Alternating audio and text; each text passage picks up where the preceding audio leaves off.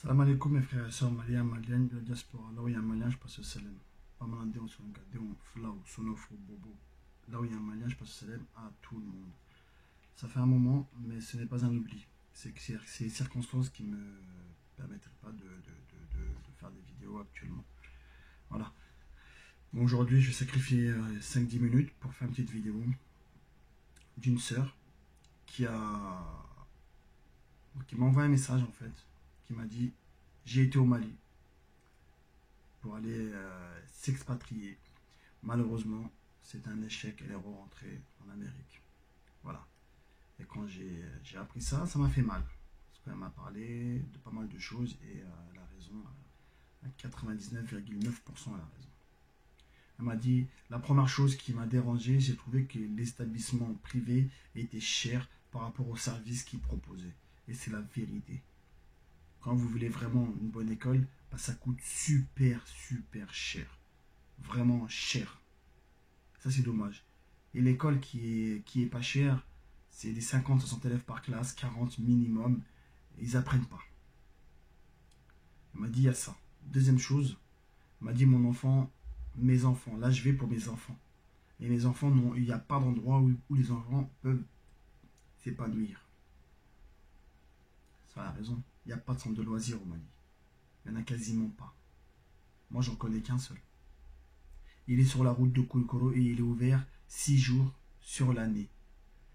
Avec, sans compter, allez, un peu plus, allez. Il est ouvert les 3 jours de l'Aïd, le petit l'Aïd. 3 jours de l'Aïd, El Kibir. Et le 31, je crois que la fête du 31 ou Noël, il est ouvert comme ça. Donc allez, on va dire, il est ouvert 15 jours sur un an. C'est sur la route de Koulikoro, allez voir. Sur la route du Biblos ou ces chemins-là, la Ibiza. C'est le seul que je connais au Mali. Mais je vous raconte pas à l'intérieur comment ça se passe. Donc sincèrement, ceux qui veulent investir dans ce domaine-là bah, seront les bienvenus. La porte est ouverte. Donc on peut vous aider. Si vous aimez ce métier, venez. Si vous n'avez pas les moyens, on va trouver des gens qui peuvent vous financer. Donc par rapport aux emplacements, on ne va pas acheter les terrains, on va demander à la mairie de nous prêter des emplacements. Parce que c'est pas un centre de loisirs. Ou nous louer, mais vraiment on va dire au CFA symbolique. Donc pour ceux que ça intéresse, bah, le marché il est là. Et j'aimerais bien que quelqu'un vienne pour essayer de développer ça. Parce que franchement, c'est vrai que le seul boulot qu'un enfant a à faire, c'est de s'amuser en fait. Et s'il n'a pas ça, bah, qu'est-ce qu'il devient? Bah, il devient un Malien. C'est quoi un Malien? C'est un travailleur. Né pour travailler et mourir dans le travail. C'est ce qu'on sait faire. Et malheureusement, si tu vois qu'aujourd'hui on n'arrive pas à développer, c'est par rapport à ça, parce qu'on fait que travailler. L'esprit, il est uniquement dans le travail, dans l'aventure, dans le travail. Même pas dans le développement. Travail. Et là, je trouve ça vraiment dommage qu'on a un pays comme le Mali qu'on veut développer et qu'on ne commence pas par la racine. La racine, c'est quoi? C'est les enfants. Donc c'est à eux qu'il faut investir, c'est l'avenir de demain, c'est eux. Donc si eux, ils n'arrivent pas à trouver leur place dans la société, comment nous, on peut faire? Comment nous, on va faire? Comment on va devenir, en fait? Voilà, et là, la question. Donc on ne peut pas laisser les étrangers gérer notre pays à notre place. Non, maintenant, c'est à nous de le faire. Voilà. Et entre parenthèses, j'ai vu, j'ai aussi une discussion avec une sœur. Elle veut aller s'installer au Mali. Mais sa fille, elle est petite. Elle est divorcée et le père de sa fille ne veut pas qu'elle va au Mali avec l'enfant. Et ça, je trouve ça aussi dommage. Parce qu'elle veut investir, elle veut quitter la France. Elle veut, avec tout ce qui se passe ici, on voit à la télé, tout ce qui se passe, tout ce qui nuit aux Maliens, on le sent ici, on nous le montre. Avant, on le sentait, maintenant, on nous le montre. Elle veut aller au Mali avec son enfant. Non, il veut pas, le mari. Tu vas pas là-bas. Non, elle quitte pas la France. Ça, je trouve ça vraiment dommage aussi qu'on inflige des trucs comme ça entre nous, aux Maliens. C'est une Malienne, elle va pas sauver, elle va au Mali en fait. Si t'as besoin de ta fille ou ton fils, tu vas au Mali, tu peux la trouver là-bas. Tu vois, et fais des contrats avec elle, va sur 6 mois, tu reviens en fait. Tu peux pas infliger ça à la maman, infliger ça aussi à l'enfant.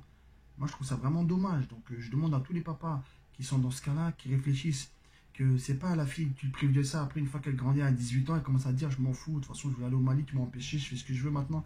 Et c'est vraiment dommage, personne ne veut vivre ça. Une maman, c'est une bonne poule. Une bonne poule ne mettra jamais de mauvaises graines devant ses poussins. On sait très bien, les mamans, la place qu'ils ont envers les enfants. Donc, à un moment donné, il faut réfléchir à ça. Voilà. Et je trouve ça vraiment dommage, quoi, de faire ça. D'ailleurs, entre parenthèses, j'ai un ami qui a été au Mali, Dimitri, pour une affaire. Il est parti pour une affaire. À cause du Covid, il n'a pas pu faire l'affaire.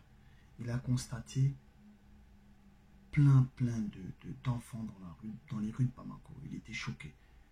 Et il leur a montré, ils ont dit, bah, tout ça, c'est des orphelins. Il était choqué. Donc, qu'est-ce qu'il a fait? Il s'est même partenaire avec des Maliens pour créer une association, un orphelinat. Ils sont en train de ils sont en train de mettre en place. Et quand j'ai vu ça, j'étais content. C'est même pas un Malien, quoi. J'étais content. J'étais content quand j'ai vu ça. Ça m'a touché énormément. Et dans l'orphelinat, ils veulent faire un centre de loisirs. Waouh, super. Pour vraiment que les enfants, les orphelins puissent changer un peu de demander de l'argent aux gens, manger, dormir dans les carrés, s'amuser, rigoler pour vivre ce que les autres ils vivent. Et aussi des centres ils veulent mettre aussi des centres pour faire de l'informatique, pour apprendre l'informatique. Magnifique. Magnifique. Quelqu'un les aide. Et si on peut les aider, ben, qu'on les aide. Si on ne peut pas le faire, aidons à ceux qui veulent le faire aussi. Tout simplement. Voilà. Donc c'est un petit message que je voulais vous faire passer aujourd'hui. Ça fait pas. Ce n'est pas un oubli, pardon. C'est juste que en ce moment je suis un petit peu occupé. Et voilà. Et je remercie aussi aux professionnels maliens qui sont inscrits sur le site. Donc suite à ça, il y a eu pas mal d'échanges avec des personnes de la diaspora. Bah, il y a des chantiers qui sont en cours. Il y a des programmes, des mises en place. Il y a pas mal de choses qui avancent. Donc voilà. Donc c'était le but en fait de Face au Canon. Puisque pour que la diaspora française et les responsables maliens, les directeurs, les PDG de sociétés puissent travailler ensemble, main dans la main, et partager nos idées et avancer le pays. Voilà. Donc c'est pour cela que je voulais faire passer ce petit message aujourd'hui. Donc salam alaikum tout le monde, mes frères et sœurs.